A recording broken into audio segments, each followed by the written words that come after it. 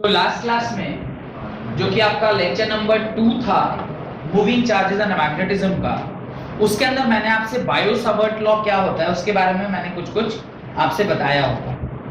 और उस लॉ के अंदर आप लोगों ने देखा होगा कि जो मैग्नेटिक फील्ड है वो किन किन चीजों के ऊपर डिपेंड करता है। मैग्नेटिक फील्ड डिपेंड करता है करंट के ऊपर, मैग्नेटिक फील्ड डिपेंड करता है लेंथ ऑफ द वायर के ऊपर जो कि elemental length of the wire था। मैग्नेटिक फील्ड डिपेंड करता है the sine theta was the angle between the current का वेक्टर एंड जो आपका डायरेक्शन है टुवर्ड्स आर, यानी कि दूरी पर रखा गया उसके बीच का एंगल। और इनवर्सली वो डिपेंड कर रहा था किसके ऊपर, आर के ऊपर, यानी रेडियस कितना दूरी पर है, यानी distance from the wire and that particular point, उसके ऊपर वो डिपेंड कर रहा था। और जब आपने इसको एक्सप्रेशन में लिखा था तो dB was proportional to ideal sin theta by r square, और उस प्रोपोर्शनैलिटी को जब इज इक्वल टू में कन्वर्ट किया तो वो आया dB is equal to mu naught upon 4 pi ideal sin theta by r square, जहां पर mu naught by 4 pi is proportionality constant और म्यू नॉट को आपने लिखा होगा permeability of free space. Permeability means क्या, परमिशन है, it is also kind of permission. खैर उसके बारे में और डिटेल में आगे चर्चा करेंगे। उसके नीचे आप लिखे in vector form Biot Savart law can be written as, in vector form Biot Savart law can be written as, vector form में हम जब लिखते हैं ये ideal cross r by r cube के फॉर्म में लिखते हैं। जब हम लोग इसको वेक्टर फॉर्म में लिख रहे हैं, इसे लिख रहे हैं dv is proportional to ideal cross r, ये मल्टीप्लाई नहीं, ये क्रॉस है। क्रॉस प्रोडक्ट क्या होता है, क्लास 11th में आप लोगों ने पढ़ा हुआ है। वेक्टर मल्टीप्लिकेशन के अंदर there are two types of vector multiplication, one is dot product and other is cross product. तो ये क्रॉस प्रोडक्ट लिखा हुआ है। अब जरा ध्यान से देखिएगा, हमारा जो ओरिजिनल एक्सप्रेशन था dv was proportional to ideal sin theta by r square था। क्या ऐसा हमने किया कि वो इसमें बदल गया, उसको जरा ध्यान से देखिए। dv is proportional to IDL, अब मैंने यहां पर इस IDL के साथ एक क्रॉस कराया R को, क्योंकि मैंने ऑलरेडी R यहां पे लिया हुआ है तो एक R मैंने नीचे भी ले लिया, क्योंकि R से R ये एक यूनिट वेक्टर है। और IDL क्रॉस R का क्या मतलब होता है, IDL R sin थीटा, जो कि A क्रॉस B आप लोग जानते हैं। A क्रॉस B अगर आप करेंगे, जहां A एक वेक्टर है B एक वेक्टर है, तो A क्रॉस B होता है AB sin थीटा। तो इस प्रकार से हमने यहाँ पे AB sin थीटा बनाने का प्रयास किया है। AB sin थीटा क्या है, this is A vector, this is B vector and this is sin theta, AB sin theta. AB sin theta होता है आइडियल क्रॉस R, लेकिन चूंकि R हमने यहाँ पे एडिशनली यूज किया है तो नीचे R स्क्वायर को किसमें कन्वर्ट कर दिया, R क्यूब में कन्वर्ट कर दिया, एक R एक्स्ट्रा आ गया। तो इस प्रकार से हमने ये जो आपका एक्सप्रेशन लिखा हुआ है यहाँ पर वो ऐसे हमने लाया है। अब ये जो dB है इसकी प्रोपोर्शनैलिटी को जब आप इज इक्वल टू में बदलेंगे, यहाँ पे क्या आ जाएगा, mu naught upon 4 pi ideal cross r by r cube, और ये आपका वेक्टर फॉर्म में क्या आ गया, आपका बायो-सावर्ट लॉ। तो इसको आप अपनी कॉपी में लिख लें, vector form of Biot-Savart law इस प्रकार से आया है, और उसको डब्बे में बंद कर लीजिएगा। और जब हम लोग वो डायग्राम में दोबारा नहीं बना रहा, कौन सा डायग्राम जो आपने ओरिजिनली बनाया था, याद होगा इस प्रकार का एक वायर मैंने आपसे बनवाया होगा, इस प्रकार का एक वायर ऐसे बना होगा जहां पे एक एलिमेंटल कुछ करंट वगैरह कुछ लिया होगा मैंने, इस प्रकार का कोई वायर वहां बना होगा जहां पे इस प्रकार का कुछ एलिमेंटल करंट लिया था, और उस एलिमेंटल करंट का एक वेक्टर था, इस प्रकार से उसका किसी एक पर्टिकुलर दूरी शायद a लिखवाया होगा, यहाँ पे हमने क्रॉस लिया था।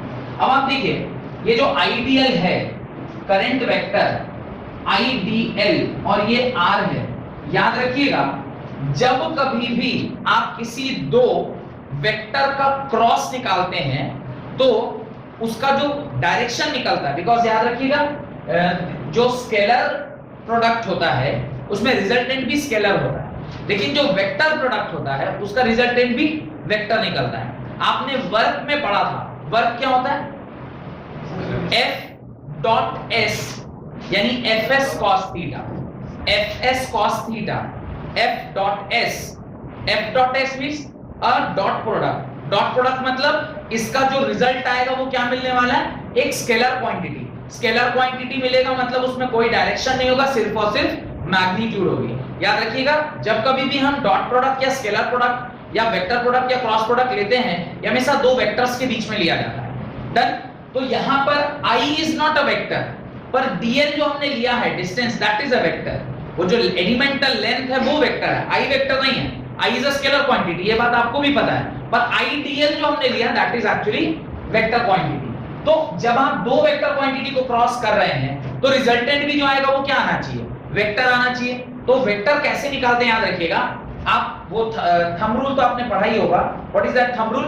जब आप फर्स्ट वाला जो कंपोनेंट है ए वेक्टर के अलावा आप क्या करते हैं, अपना ये पूरा उंगली लेकर जाते हैं और जिधर दूसरा वाला वेक्टर है उधर जब आप इसको कर्ल माने घुमाते हैं तो जो डायरेक्शन ऑफ थंब है वो आपको क्या मिलता है, डायरेक्शन ऑफ मैग्नीट्यूड, वो जो भी वेक्टर क्रॉस प्रोडक्ट करके जो मिल रहा है उसका डायरेक्शन मिलता है। जैसे क्लास 11th में आपने पढ़ा होगा, ये वाला टेबल तो जरूर ही पढ़ा होगा, आई वेक्टर, जे वेक्टर और के वेक्टर, ठीक है। आई क्रॉस जे करते हैं तो क्या मिलता है, के मिलता है। जे क्रॉस के करते हैं तो क्या मिलता है, आई। और के क्रॉस आई करते हैं तो क्या मिलता है, जे। इसको अगर मैं ढंग तरीके से थोड़ा सा यहां पर दिखाऊं, ये आई वेक्टर, ये जे वेक्टर और ये एक्चुअली में z एक्सिस में क्या बना हुआ है, k वेक्टर बना हुआ है। ये किधर है, ये k किधर है, ये एक्चुअली बोर्ड के बाहर है। पर बोर्ड जब हम लोग बोर्ड पर बनाएंगे तो ऐसे ही बनाएंगे, पर ये एक्चुअली में क्या है, बोर्ड के बाहर है। बोर्ड के बाहर मैंने यही सिंबल लिखा था ना, कोई चीज अगर बोर्ड से बाहर की ओर आ रही तो ऐसा। अब आप देखिए i को j के साथ क्रॉस करिए, i j के साथ क्रॉस कर रहे हैं, यानी पहला कौन है, i के तरफ आप सब लोग अपना अपना उंगली ऐसे i की तरफ डालिए, राइट हैंड i डाला और आप I क्रॉस J कहां पर है, ऊपर, तो थंब किधर आ रहा है, बाहर की ओर। I क्रॉस J आपको क्या मिल गया, पॉजिटिव K मिला। अब आप इसका उल्टा करिए, J क्रॉस I करिए, J क्रॉस I करिएगा तो माइनस क्या आना चाहिए, क्योंकि नियम कहता है कि अगर साइक्लिक आप चल रहे हैं तब तो ठीक है, अगर एक भी उल्टा हो गया तो minus sign. J cross I, J कहां है, ऊपर, राइट हैंड, J ऊपर, I किधर है, इस तरफ। J क्रॉस I क्या मिला, इनसाइड द बोर्ड, कोई डाउट नहीं। सिमिलरली यहां पर भी A क्रॉस B कर रहे हैं तो क्या मिल रहा है, वेक्टर का कोई भी डायरेक्शन मिलना चाहिए। आपने आइडियल क्रॉस R, इसमें आइडियल किधर है, इस तरफ, R किधर है, नीचे, तो क्या मिल रहा है, इनसाइड द बोर्ड। यानी जो dB आप निकाल रहे हैं इसका डायरेक्शन इस तरीके से भी क्या मिल रहा है, इनसाइड द बोर्ड। और आपने एम्पियर वो जो थंब रूल था उससे भी क्या आंसर पाए थे, इनसाइड द बॉडी पाए थे। इफ द वायर के अंदर आपने थंब रखा और curling of the finger was giving you the direction, किसी भी तरीके से निकालिए, डायरेक्शन और मैग्नीट्यूड किसी का चेंज नहीं होता है। एक ही क्वांटिटी को आप 10 तरीके से निकालिए, if the quantity is same the answer will be 100% same. तो ये जो dB है ये इसका मैग्नीट्यूड हो गया इन टर्म्स ऑफ वेक्टर, और जिसका जो डायरेक्शन होगा वो क्या होगा, inside the board, because dl को आपने किसके साथ क्रॉस किया है, r के साथ क्रॉस किया। dl cross r, the answer is inside the board, इसलिए हमने यहां पर क्या किया, क्रॉस बनाया। तो ये लिख लिया होगा, ये लिखने की आवश्यकता नहीं है, क्लास 11th में आपने पढ़ा हुआ है, जस्ट रिवाइज करा दिया थोड़ा सा, वहां पर आप लिख लें the direction dB, the direction of dB would be in the direction of, the direction of dB would be in the direction of cross product of the vector, cross product of the vector dl cross r, dl cross r, that is inside the, that is dl cross r, that is inside the board or directed inward, that is inside the board or directed inward. Even आप snow rule से भी देखेंगे, even आप snow rule से देखेंगे, snow rule क्या था, if the current is going from south to north and आपने बगल में राइट साइड में अगर आपने रखा हुआ है अपना वो क्या कहते हैं उसको, मैग्नेटिक वो कंपास, तो उसका जो डिफ्लेक्शन होगा वो टुवर्ड्स लेफ्ट होगा। लेफ्ट मतलब मैंने क्या बताया, लेफ्ट मतलब एंटी क्लॉकवाइज, एंटी क्लॉकवाइज मतलब इनसाइड दी बोर्ड, और क्लॉकवाइज क्या बताया था, आउटसाइड दी बोर्ड। याद है ना कुछ, मैंने पढ़ाया हुआ आपको इस बारे में। तो यहां तक अगर आपको समझ में आ गया तो आगे लिखें मैग्नेटिक फील्ड इंडक्शन, ये छोटा सा डेरिवेशन था, खत्म हुआ। ऐसे हमें 4-5 एक्सप्रेशन लिखने हैं, वो सारे को लिखते चलिए। The magnetic field induction eight point P, magnetic field induction at point P due to current through entire wire, magnetic field induction due to at point P due to at point A या at point P जो भी आपने mention किया है, at point A due to entire wire। अब entire wire के लिए अगर कोई पूछेगा तो dV is equal to क्या होगा, mu naught upon 4 pi IDL sin theta by r square. अब इसको आप क्या कर दोगे, इंटीग्रेट कर दोगे बोथ दी साइड, यहाँ लिखेगा on integrating both the side, यहाँ पे क्या आ जाएगा कैपिटल B, इसका integration mu naught upon 4 pi IDL sin theta by r square. B is equal to mu naught by 4 pi constant है, I r square sin theta भी क्या है, कांस्टेंट है। जिस चीज को आपको इंटीग्रेट करना है वो क्या है, dl है। तो ये आपका इंटीग्रेशन, और dl का लेंथ, जो भी लेंथ ऑफ द वायर दिया गया होगा वही उसका इंटीग्रेशन होगा, 5 centimetre, 10 centimetre, 1 metre, 2 metre, 10 metre. तो ये इस प्रकार से। तो जब कभी भी आपसे पूरे वायर की वजह से पूछेगा तो जो एक्सप्रेशन होगा वो क्या होगा, ये होगा। इसमें mu naught upon 4 pi constant, current wire में कांस्टेंट, रेडियस आप तो बढ़ा माने रेडियस माने डिस्टेंस, इसका इससे दूरी, ये अगर बढ़ा घटा नहीं रहा है तो आर भी क्या हो गया कांस्टेंट, एंगल भी चेंज नहीं हो रहा है कांस्टेंट। तो एकमात्र चीज जो वेरी कर रही है वो क्या है, लेंथ ऑफ द वायर। और लेंथ ऑफ द वायर का इंटीग्रेशन मतलब आपने वो जो छोटा लेंथ लिया था उसको पूरे वायर में कन्वर्ट कर देगा, 5 मीटर का है तो 5 मीटर लिख दीजिए, वो आपका निकल कर आ जाएगा। इस प्रकार से कैपिटल B पूरे वायर की वजह से, ये स्मॉल dB है, dB मींस एलिमेंटल, उस छोटे से एलिमेंट के ऊपर की वजह से मैग्नेटिक फील्ड क्या है, पर हमको उस एलिमेंट की वजह से निकालना नहीं चाहते, हम किससे वजह से निकालना चाहते हैं, पूरे वायर की वजह से कितना है वो निकालना चाहते हैं। तो जब आप वो निकालिएगा तो ये वाला एक्सप्रेशन आपको काम आएगा।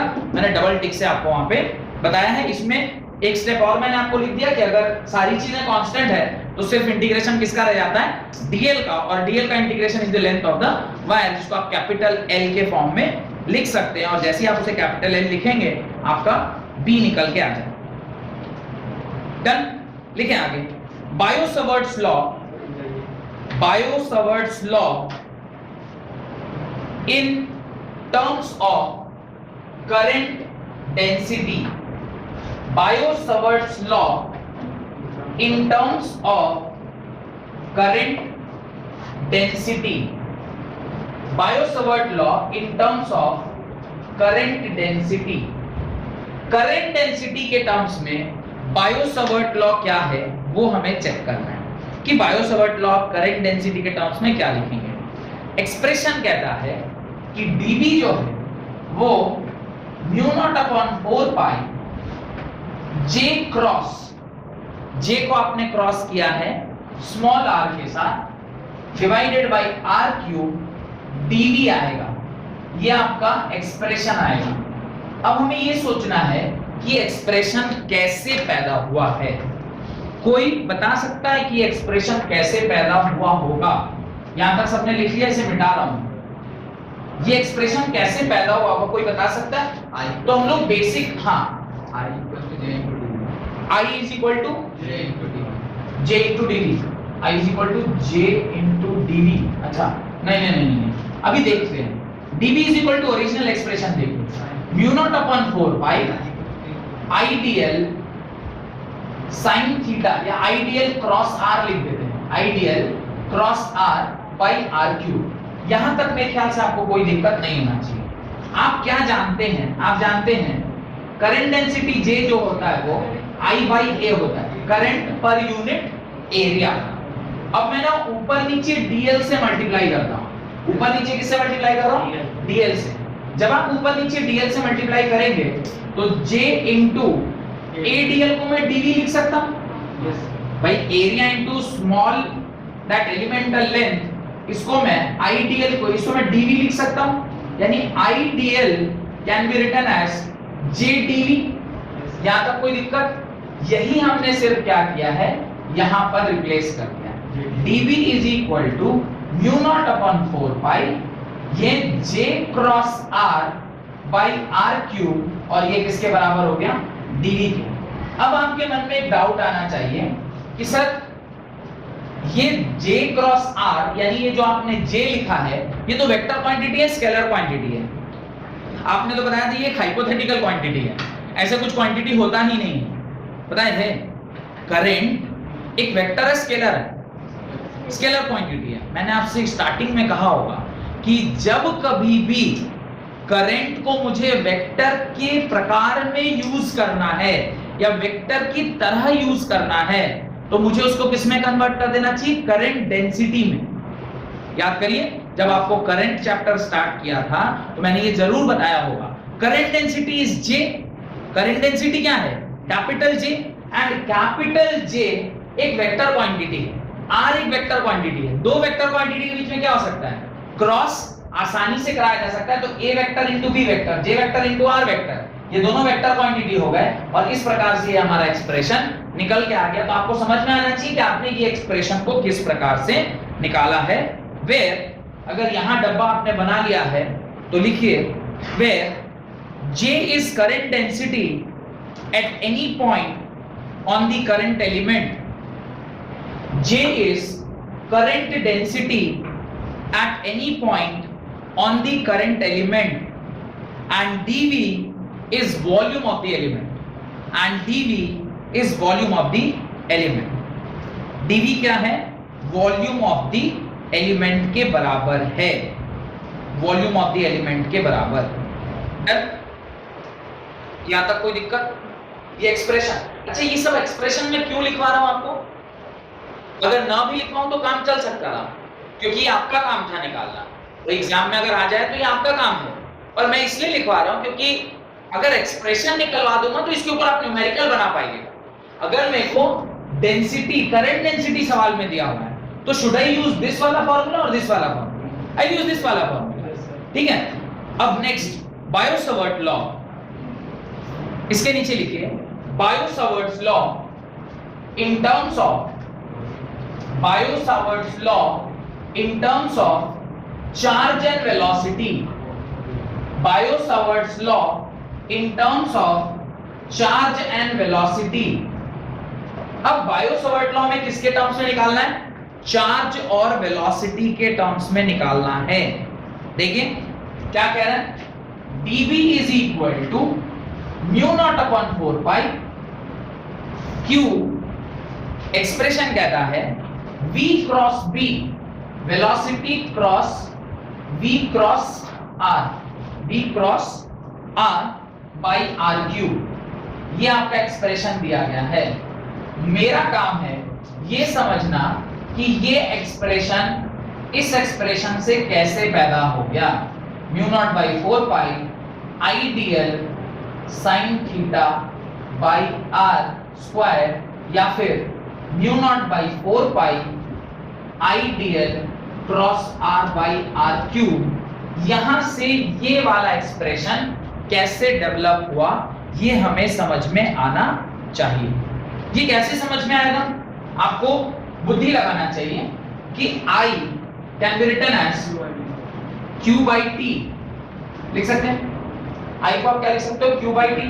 आपको लिखा हुआ है आइडियल, मैं dt लिख रहा हूं। dt is small change in time, current is equal to charge by small change in time. अगर मैं dl से यहां मल्टीप्लाई कर रहा हूं, why I am multiplying dl, because मेरे को यहां पे क्या चाहिए, आइडियल चाहिए। आइडियल चाहिए तो मैं आइडियल कर रहा हूं, तो इधर भी मेरे को क्या करना होगा, dl से मल्टीप्लाई करना होगा। ध्यान से देखिए, dl by dt, change in length per unit time is velocity only, no? Change in length per unit time is velocity। तो इसे मैं vq या qv बोल सकता हूं क्या?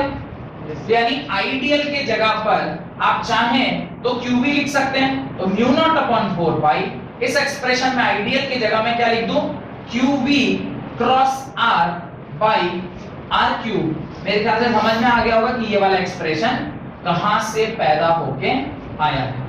तो जब भी सवाल में वेलोसिटी और चार्ज के टर्म्स में आपसे बायो-सवर्ट लॉ के ऊपर न्यूमेरिकल पूछा जाएगा, तो आपको ये वाला यूज करना चाहिए या इससे पहले वाला करंट डेंसिटी वाला, ये वाला यूज करना चाहिए। तो अलग अलग टर्म्स में आपको जब पूछा जाएगा तो आपको पता होना चाहिए कि क्या हमारा एक्सप्रेशन होगा। डन। बी को क्या डिफाइन किया? What is B? What is B? Capital B का क्या मतलब है? Magnetic field, magnetic field, magnetic field at a point. What is that point? What is that term I have denoted? देखिए capital B लिखवाए हैं। Capital B is magnetic field induction. एक किसी point पर इस वायर की वजह से कितना मैग्नेटिक फील्ड इंड्यूस हुआ, capital B is magnetic field induction. तो लिख दीजिएगा कैपिटल बी जो है वो मैग्नेटिक फील्ड इंडक्शन है, मैग्नेटिक फील्ड इंडक्शन। बिकॉज इस वायर जो अभी थोड़ी देर पहले मैंने यहां वायर बनाया था, उस वायर की वजह से उस पर्टिकुलर पॉइंट पे कितना मैग्नेटिक फील्ड इंड्यूस हुआ, दैट इज कैपिटल बी। अब आप कहेंगे सर अचानक से आपको कैपिटल बी का क्यों ध्यान आया या इस डीबी के बारे में आप क्यों बोल रहे हैं? क्योंकि एक टर्म होता है एच, एक नया टर्म इंट्रोड्यूस कर रहा हूं, उसको मैं क्या बोल रहा हूं? H, capital H. Capital H is magnetic field intensity. There is a difference between magnetic field induction and magnetic field intensity. Induction is what? उस particular point पे magnetic field की value. Intensity is what? How intense is that magnetic field? उस particular point पे उस magnetic field, magnetic field का उस point पे magnetic field है, पर how intensified it is? What is the value? Magnitude उसका कितना है? तो वो जो DH है that is magnetic field intensity, और magnetic field intensity is associated with magnetic force. जितना ज्यादा magnetic force उतनी magnetic intensity ज्यादा होती है। ठीक है, तो पहले यहां तक लिख लीजिएगा, पर ये B वर्ड का मतलब जरूर यहां पर बता दीजिएगा। What is capital B? Capital B is magnetic field induction. Done. Next, Biot Savart law, अगला लिखें। Biot Savart law in terms of magnetizing force or magnetizing intensity, magnetizing force or magnetizing intensity H of a magnetic field. Bayo-Savart's law in terms of magnetizing force or magnetizing intensity H of a magnetic field.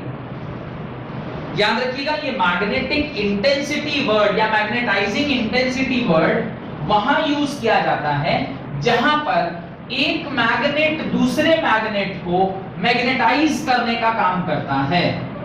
आपने सुना होगा there are two types of magnet, सुना है?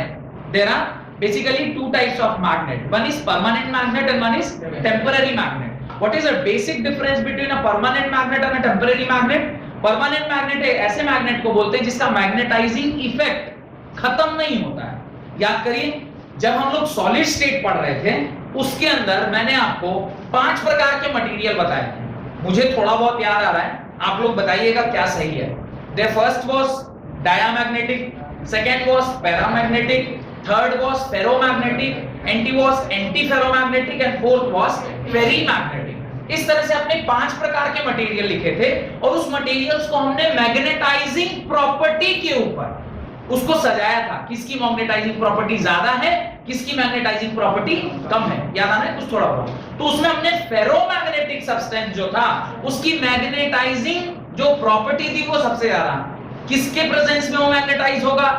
किसी magnet के presence में। भाई उस मटेरियल को किसी मैग्नेट के प्रेजेंस में आप लेके जाएंगे तब ना वो मैग्नेटाइज हो जाएगा। बात समझ में आ रही है? तो अगर हम किसी सब्सटेंस को मैग्नेट के प्रेजेंस में लेके जाते हैं तो वो मैग्नेटाइज होता है। तो उस पर्टिकुलर मैग्नेट का एक मैग्नेटाइजिंग इंटेंसिटी होना चाहिए या मैग्नेटाइजिंग पावर होना चाहिए।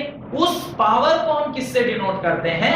H से डिनोट करते हैं, जिसको मैग्नेटाइजिंग फोर्स बोलते हैं। वो फोर्स जो उस पर्टिकुलर सब्सटेंस के ओरिएंटेशन को ऐसा बदल दे कि वो फेरोमैग्नेटिक सब्सटेंस की तरह क्या करने लग जाए? बिहेव करने लग जाए। तो वो पावर किसके पास है? वो पावर एक मैग्नेट के पास है जो उसको मैग्नेटाइज करेगा। उसी को हम किससे डिनोट करते हैं? H से डिनोट करते हैं। तो ये जो H है वो क्या है? This H is magnetising force या मैग्नेटाइजिंग पावर, मैग्नेटाइजिंग इंटेंसिटी, इसको हम लोग H से डिनोट करते हैं। और H इज इक्वल टू होता है dB बाई म्यू नॉट, या DH इज इक्वल टू होता है dB बाई म्यू नॉट। ध्यान से देखिएगा, dB का जो फॉर्मूला है वो क्या है? dB is equal to mu naught upon 4 pi IDL sin theta by r square. अब मैं इस म्यू नॉट को नीचे ले आता हूं, क्या लिखूंगा? dB by mu naught is equal to 1 upon 4 pi IDL sin theta by r square, और यही क्या हो जाएगा? dH। तो dH का फॉर्मूला क्या होगा? 1 upon 4 pi IDL sin theta by r square. अच्छा मुझे बताइए, जितना भी फॉर्मूला आप लोगों ने इससे ऊपर लिखा है, क्या वो हर फॉर्मूले को DH में कन्वर्ट किया जा सकता है? All the formulas can be converted into DH। जैसे DH इज इक्वल टू आप लिख सकते हो 1 upon 4 pi IDL cross R by R cube. आप DH इज इक्वल टू लिख सकते हो 1 upon 4 pi J cross R by R cube dV। आप DH इज इक्वल टू लिख सकते हो 1 upon 4 pi Q V cross R by R cube. कोई दिक्कत? यानी आपने जितने भी फॉर्मूले dB के टर्म्स में लिखे हैं, उन सारे फॉर्मूले को आप DH के टर्म्स में भी डिफाइन कर सकते हैं, बिकॉज DH जो होता है वो dB बाई म्यू नॉट होता है। कोई डाउट है तो पूछिए। नहीं? Heading is Biot Savart's law in terms of magnetising force और magnetising intensity H of a magnetic field, उसके नीचे ये सारा आप